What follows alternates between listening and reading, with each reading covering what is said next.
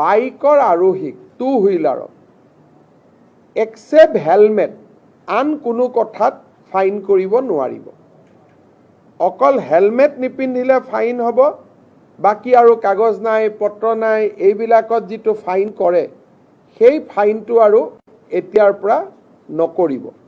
সাধাৰণতে এটা অভিযোগ উঠা যায় যে আমাৰ পৰিবহণ আৰু ট্ৰেফিকৰ পুলিচসকলে সৰু সৰু অটো ৰিক্সা চালক আদিক ফাইন আদিৰ কাৰণে দিগদাৰি কৰে বা আমনি কৰে, তাৰ ফলত দুখীয়া মানুহখিনিৰ কষ্ট হয়।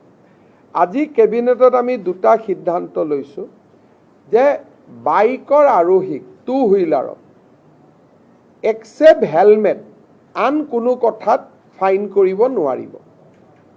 অকল হেলমেট নিপিন্ধিলে ফাইন হ'ব, বাকী আৰু কাগজ নাই পত্ৰ নাই এইবিলাকত যিটো ফাইন কৰে সেই ফাইনটো আৰু এতিয়াৰ পৰা নকৰিব। যদি কাৰোবাৰ কাগজ নাই তেতিয়া তেওঁলোকক নোটিছ দিব, তেওঁলোকে কাগজ ঠিক কৰিব, কিন্তু ফাইন নলয় গভৰ্ণমেণ্টে। তাৰ এটা SOP ট্ৰান্সপৰ্ট ডিপাৰ্টমেণ্টে ৰিলিজ কৰিব। দ্বিতীয়তে অটো ৰিক্সা ৰিক্সা যিকোনো তিনি হুইলাৰ তিনিচকীয়া যুক্ত গাড়ীক 4 বাৰকৈ তেওঁলোকে ৰিপিটেড অপৰাধ নকৰালৈকে তেওঁলোকৰ পৰা কোনো ফাইন নোলোৱাৰ সিদ্ধান্ত লৈছে। মানে এজন অটো ৰিক্সা বা এটা ই ৰিক্সা বা এজন ৰিক্সা চালকে 4টা ফাইন কৰাৰ পিছতহে 5 নম্বৰ বাৰতহে তেওঁলোকৰ পৰা ফাইন ল'ব পাৰিব। 4 বাৰ আমি তেওঁলোকক ৱাৰ্ণিং দিম, 4 বাৰ ৱাৰ্ণিং দিয়াৰ পিছতো যদি তেওঁলোকৰ ভুলটো তেওঁলোকে কৰিয়ে থাকে তেতিয়াহ'লে 5 নম্বৰ বাৰতহে তেওঁলোকৰ পৰা ফাইন লোৱা যাব।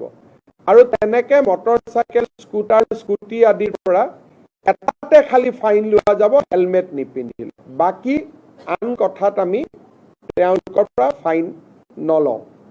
ইয়াৰ ওপৰত ট্ৰান্সপৰ্ট ডিপাৰ্টমেণ্টক নিৰ্দেশ দিয়া হৈছে যে আপোনালোকে এটা SOP বনাই অহা 15 দিনৰ ভিতৰত আপোনালোকে প্ৰকাশ কৰক, যাতে অটো ৰিক্সা ৰিক্সা ই ৰিক্সা এওঁলোকে যাতে ফাইন আদিৰ পৰা ৰক্ষা কৰিব খোজে।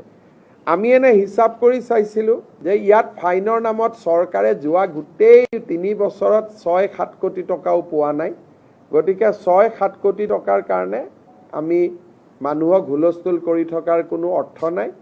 কিন্তু তেওঁলোকে যদি ভুল কৰি থাকে তেওঁলোকৰ আমি বেলেগ ধৰণৰ আন ব্যৱস্থা ল'ব পাৰিম। টকা লোৱাৰ পৰিৱৰ্তে আন যি এক্টত আছে আন আমি আইনী ব্যৱস্থা ল'ব পাৰিম, কিন্তু ফাইনটো নোলোৱাকৈ বেলেগ ব্যৱস্থাবিলাক আমি ল'ম, ফাইনটোলৈকে আমি নাযাওঁ, যাতে মানুহৰ মাজত ধাৰণা নহয় যে চৰকাৰে বিভিন্ন টকা পইচা এই দুখীয়া মানুহবিলাকৰ পৰা সংগ্ৰহ কৰি আছে।